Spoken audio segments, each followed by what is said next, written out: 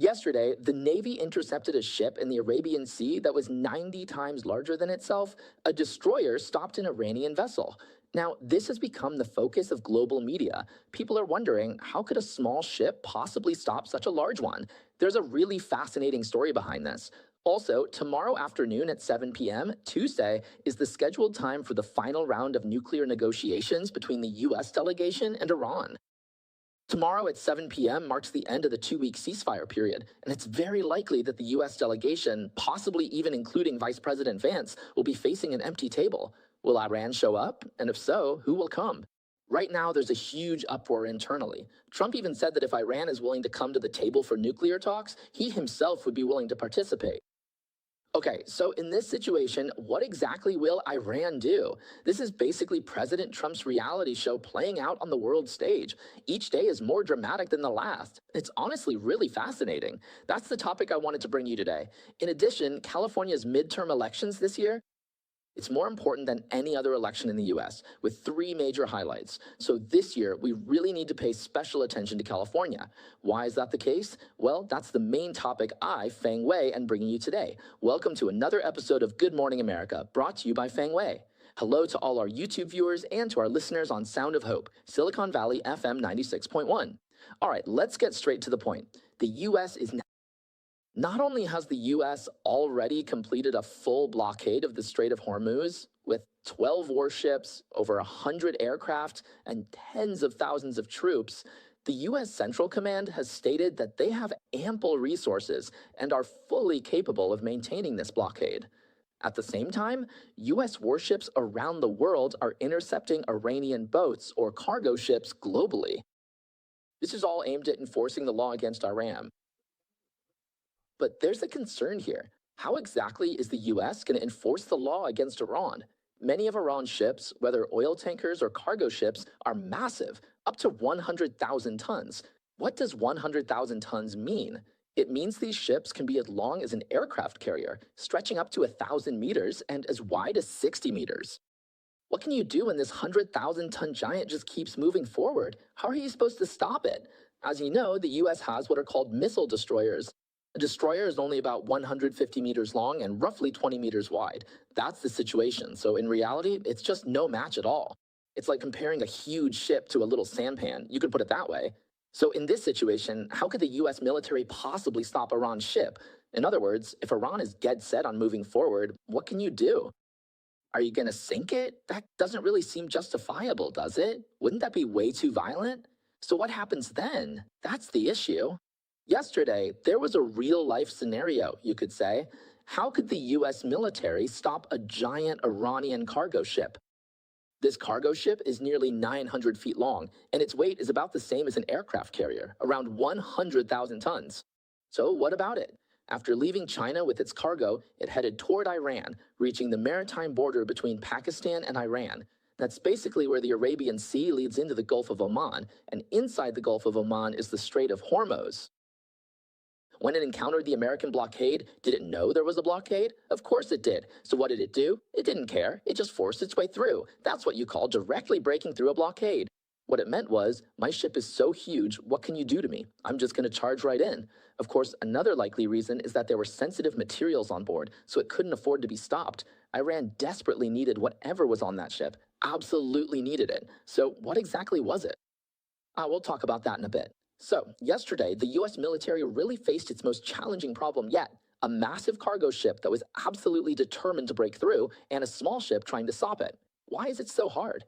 The American ship in question is called the Spruance, a missile destroyer, specifically an Arleigh Burke-class guided missile destroyer.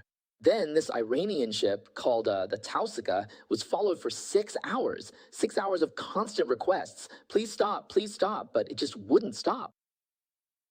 Then the US military said this. Listen as I describe the process. The US military said, all right, have your crew now leave the engine room. That is, the place where they control the power, how should I put it? The place where they operate the propeller, they were told to leave the engine room. Otherwise, they'd be responsible for their own safety. They shouted this for several hours. Please leave the engine room.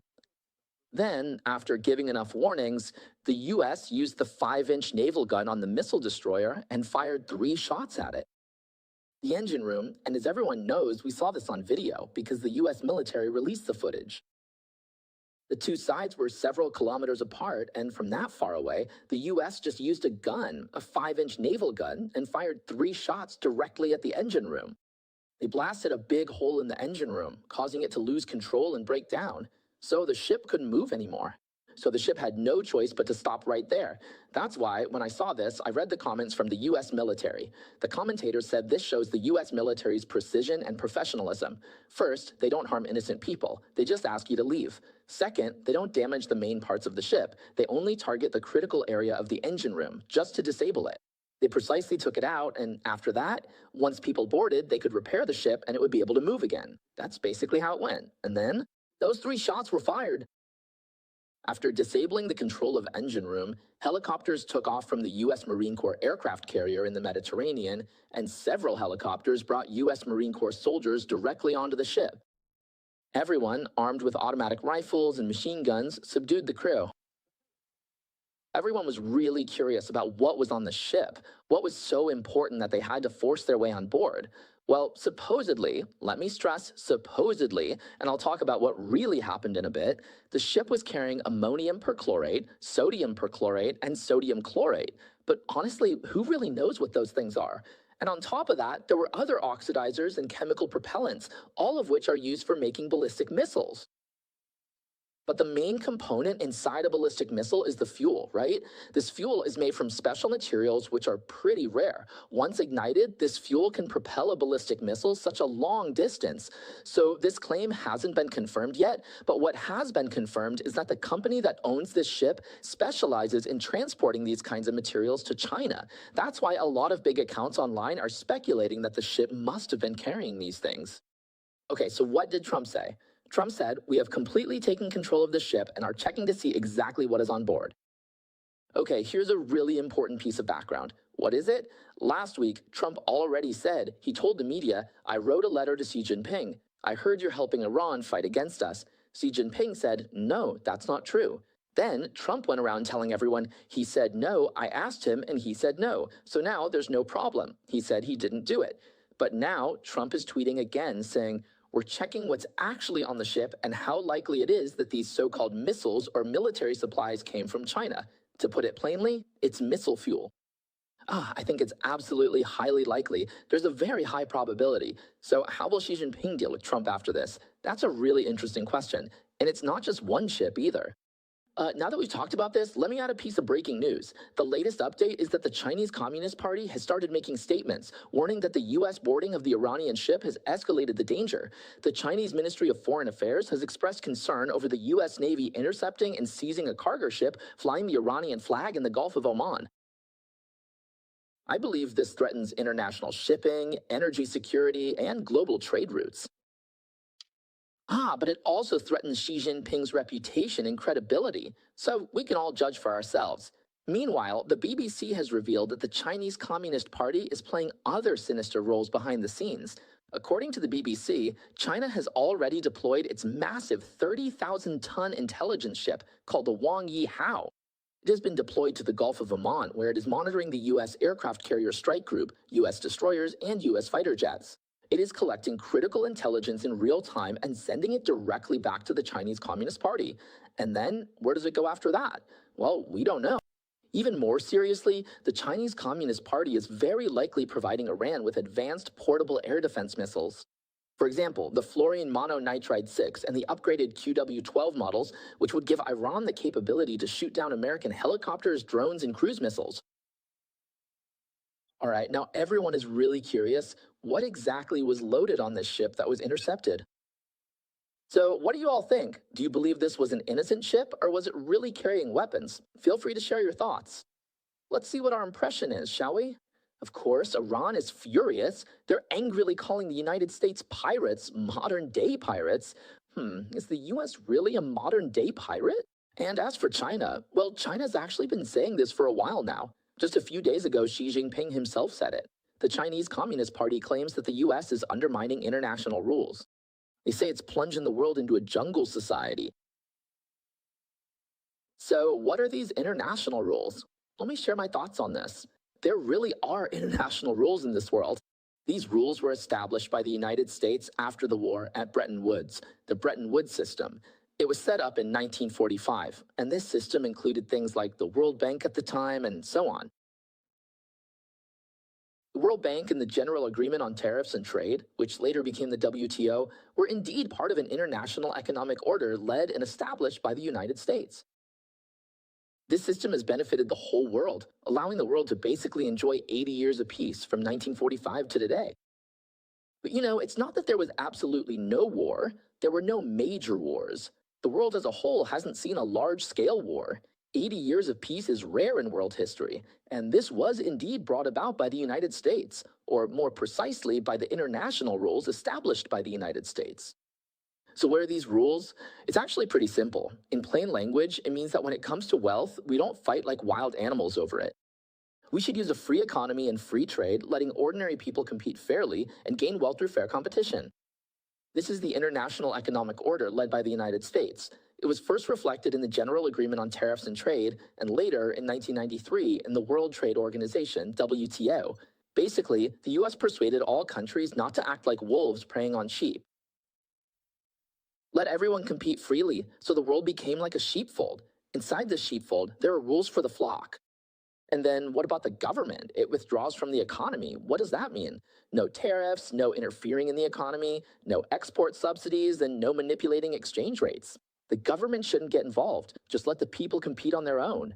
So this is what the United States learned from its own experience, this so-called magical thing called economics. They wanted to spread this secret to the whole world. But even though this idea sounds great, even though it made many countries wealthier, even though it brought 80 years of prosperity to the world, but there is evil in this world. What is evil? It's like a thug in a suit or a wolf in sheep's clothing. And just like that, the wolves were led into the sheepfold. What are the wolves? Wolves are countries like the Chinese Communist Party or other evil nations like Iran. So when it comes to the rules that were set, these countries can simply choose not to follow them. And in the process of breaking those rules, in reality, the United States was at a loss. It didn't know what to do, didn't know how to respond. So for the past 47 years, Iran has been bullying the United States, bullying this well-intentioned world. Let me give you an example. In 1979, Iran directly stormed the US embassy in Tehran, capturing more than 60 diplomats and staff, and held them hostage for 444 days. The United States was almost completely helpless. Of course, later on, when Reagan took office, Iran backed off on its own. In 1983, during Reagan's administration, Iran's proxies attacked the US peacekeeping forces barracks in Beirut, causing an explosion that killed 241 people. Most of the Americans killed were Marines. Then Iran started using roadside bombs. What are roadside bombs? I've explained this before. When American military vehicles pass by, the bombs are placed on the side of the road and detonated remotely. As soon as the vehicle enters the targeted area, they press the button. With a bang, it goes off and can directly penetrate the armor of the American military vehicles. Over 4,000 Americans were killed or wounded by these explosions in Iraq over more than a decade. There were also incidents where American Navy personnel who took a wrong turn were captured, forced to kneel, almost as if they were begging for mercy. Even if they weren't actually begging, the image looked like they were. And then there's their insistence on developing nuclear weapons and missiles, using them as bargaining chips to get concessions from Obama. So for more than 40 years, the US has been continuously bullied, and they didn't dare to respond. Now it's Trump's turn, and Trump says, if you break the rules, I'll hit you hard. So after Iran gets hit, Iran says, you're the one breaking the rules of the sheep pen, huh? You're a pirate. You're the bad guy, Trump. Honestly, his answer is, I'm hitting you precisely to uphold the rules of the sheep pen. When I decide to hit you, I'll use whatever means necessary. When I go after you, I'm not going to act like some good guy. So this is essentially what's happening in Iran right now. Iran has been provoking the US and hurting the US for 47 years. They think the US doesn't dare to strike back, but now it's all coming together. Old grudges and new scores are being settled at once. As for how hard the US will hit back, well, we'll see just how far they take it. They'll be scared out of their wits. Now, let's talk about the Chinese Communist Party. The CCP is accusing the US of creating a jungle society and demanding that the US follow the rules. But in reality, the CCP is the fiercest wolf when it comes to breaking the rules. Not only did it make empty promises to the WTO, almost none of which it actually kept, but it also completely destroyed the rules. On top of that, it creatively undermined the basic principles of the WTO, including large-scale intellectual property theft, extorting and blackmailing foreign companies operating in China, forcing them to hand over their technology through joint ventures or what you might call coercive tactics. All sorts of unexpected and nasty tricks have come out of this to undermine the global free economic order. And what about the United States now? Imposing tariffs? Imposing tariffs isn't the US breaking the rules. It's that after you broke the rules, I have no choice but to block this vicious wolf, to keep it from coming to my doorstep. So now, when the US is dealing with the Chinese Communist Party, it actually hasn't really taken action yet. Starting from Trump 1.0, that was just tariffs, right? The tariff war, the trade war, it's only just begun. The US hasn't really made a move yet. It's just dealing with the wolf that snuck into the sheep pen. But the CCP still claims that it's the US that's breaking the rules of the sheep pen. The US is actually restoring the rules of the sheep pen, and in the future, of course, the international economy. Let's call it the sheep pen. I think those rules will be restored. But at that point, countries like the CCP will be outside the pen. They won't be able to get in either. That's basically how I see things if Trump comes back. This is pretty much the whole picture. After doing bad things, in the end, karma comes back to Trump, but nothing else comes back. Now, let's talk about the next topic, Trump's global reality show. Let's go back a bit and talk about Tuesday.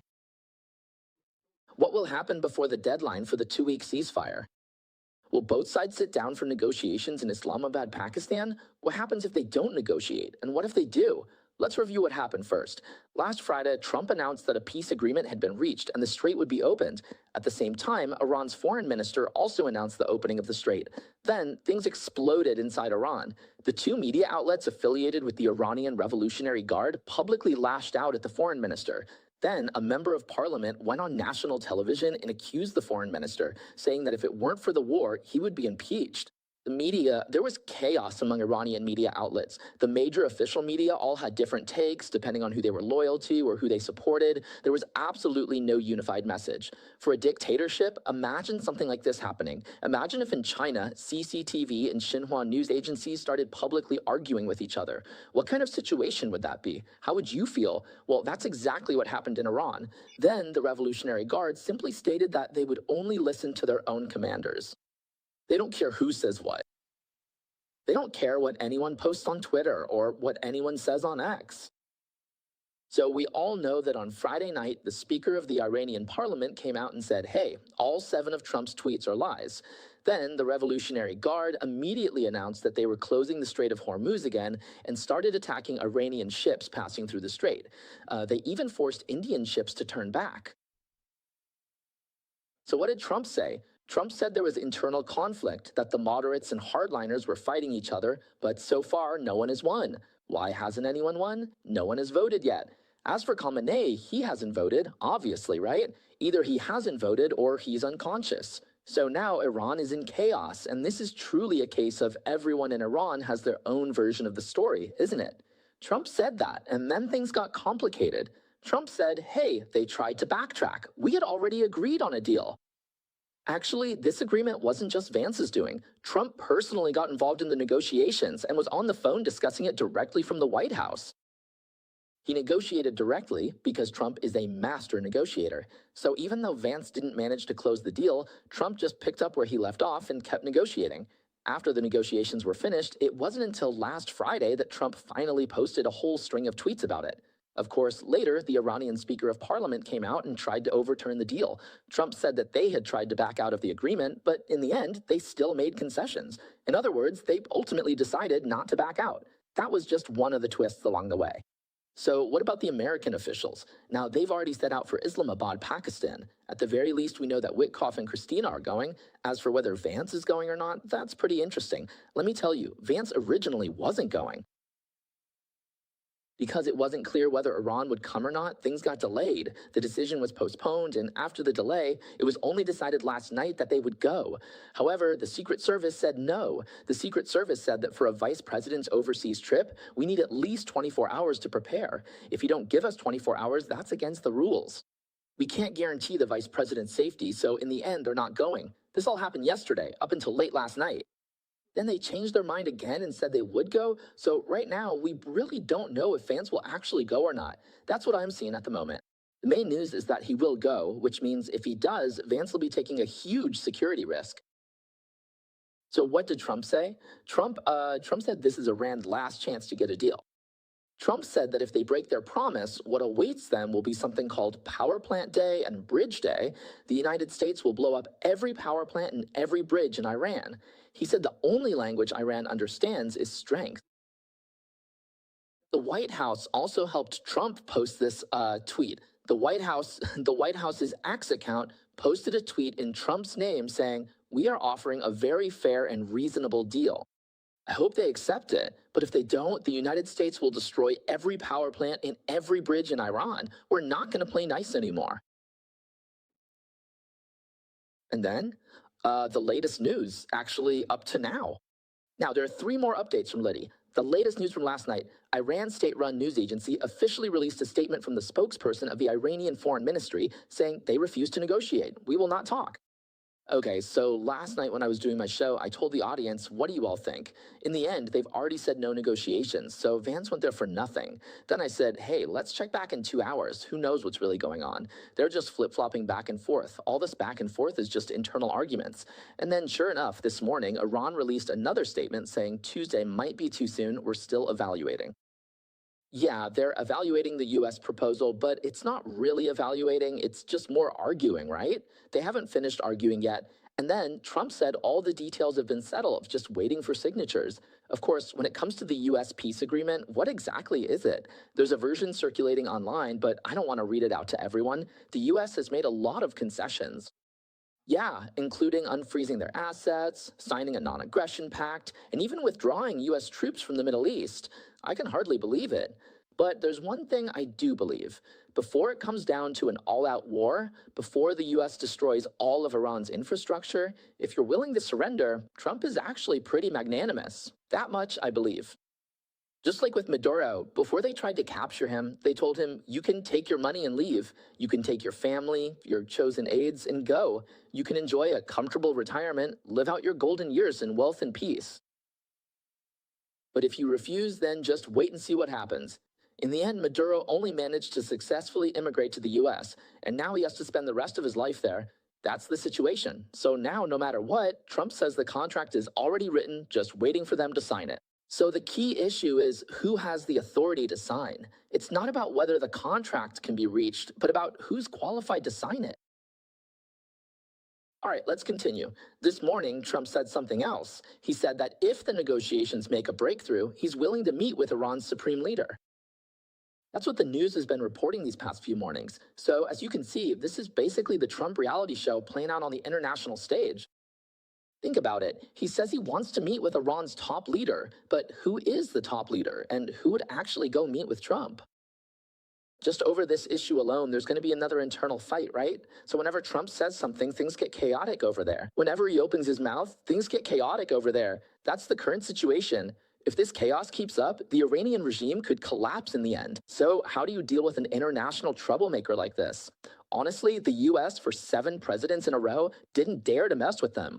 A Middle Eastern power that everyone has to tiptoe around. A powerful military dictatorship? How did Trump deal with them? Trump wasn't having any of it, he just took action. So it's actually pretty clear. Observers say Trump only needed a few weeks to handle this so-called hungry tiger. Its teeth were pulled out, so who are they going to fight today? Their national strength was drastically reduced, down by something like $250 billion. All their military assets were destroyed. Iran has already been severely weakened. That's what it's come to. All right, so then what? And Trump even said, what kind of tiger is this? After fighting the tiger, there wasn't even a whiff of trouble left on him. Trump always stays on the outside. If he wants to hit you, he'll hit you, right? There's never any situation where he gets stuck in a quagmire or has to attack and then defend a city. He's completely uninvolved. Whether he wants to fight or not is entirely up to him. He faces no risk in this situation at all. That's the setup Trump created. Now, doesn't everyone think this is actually a pretty remarkable setup? It's an absolute advantage, a situation where you only hit others and never suffer any losses yourself. So which president could pull this off? Well, Trump could, and that's how things turned out. All right, here's the latest news. The spokesperson for Iran's foreign ministry, Bagheri, just stated about 4 hours ago that Tehran has no plans for another round of talks with the United States. Any American delegation heading to Islamabad is their own business. He also said that Iran does not accept any deadlines or ultimatums and will not change its so-called red lines. Bagheri also said that transferring Iran's stockpile of enriched uranium to the United States or any third party has never been part of the negotiations, so it's not under consideration. That's pretty tough, right? Hearing this, you'd think it's all over, wouldn't you? But just 2 hours later, things changed. This is just what I'm saying, my own prediction. But 3 hours earlier, Trump put out another statement. This is Trump's latest post, and it's a great summary. Listen to what I have to say. This is Trump's reality show. Trump said that yesterday, Iran opened fire in the Strait of Hormuz. This was a complete violation of our ceasefire agreement. A lot of their bullets were aimed at French and British cargo ships. Now that's not very friendly, is it? So I didn't even know about this news. Yeah, this is just shooting wildly, hitting even British and French ships. Then Trump went on to say that his delegation is about to head to Islamabad, Pakistan. They'll arrive tomorrow night and then start negotiations, so they'll get there Monday night. Let me just add something here. If the US delegation goes, or even Vice President Vance goes, the Vice President of the United States himself is waiting for you. If you don't show up, the whole world will see it. And if at that point the US completely flattens the Iranian regime, it'll be hard for anyone to stand up for them. Because the US would have done everything possible, having the vice president fly 18 hours just to face an empty table. Go ahead, it's an 18-hour flight each way, and yet Iran could still be arrogant enough, not even show up. And then if the US flattens you, would anyone feel sorry for you? That's why Trump sent people over. It was called Pakistan. They're about to send in the Iranian military, and Trump even said himself, I'm willing to meet him, once again raising the stakes. And then Trump went on to say, oh, the next tweet isn't finished yet. Trump said that Iran recently announced they were going to close the Strait of Hormuz. He said, that's strange because our blockade has already closed it. They're unknowingly helping us out, and the ones really losing out are themselves. They're losing $500 million a day. The exact number is actually 435 million, and the US isn't losing anything at all. In fact, a lot of ships are heading to Texas, Louisiana, and Alaska to load up on oil, all thanks to Iran's Revolutionary Guard, who are always trying to act tough. Trump went on to say, we are offering a very fair and reasonable deal, and I hope they accept it, because if they don't, the United States will destroy every power plant and every bridge in Iran. No more Mr. Nice Guy.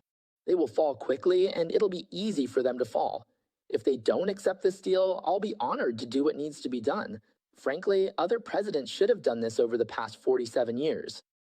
It's time to put an end to Iran's killing machine. Wow, that was Trump's last tweet from just 3 hours ago. So about Iran, yesterday on the show, last night on that program called On the Rise, I was chatting with someone and we were both guessing whether Iran would come to the table or not. I tend to think they won't come to the table. Why? Rationally speaking, they definitely should. But what do I mean by rational? I'm talking about the president and the foreign minister, that whole faction. That really hardline group is the Revolutionary Guard. The foreign minister and the speaker of the parliament might be swaying between both sides. That's the situation. So right now, inside Iran, things are such that, because of their evil nature, they always end up making the worst possible decisions. When the moderates and the hardliners face off, basically the moderates never win. It's always the hardliners who come out on top. So now, look, let me tell you all, who doesn't want Iran to come? Who really doesn't want them to come to Islamabad? It's not the Revolutionary Guard, it's the ordinary Iranian people. The Iranian people really hope they don't come and end up provoking the US, causing America to turn around and topple the Iranian regime. That's what the Iranian people are hoping for. So what do you think? How about we make another guess? Do you think Iran will come? Will they show up or not? Tomorrow night, just tomorrow, the vice president himself is already waiting in anticipation. There's a table set just waiting for you to show up on the other side. Is Iran really tough enough not to show up at all?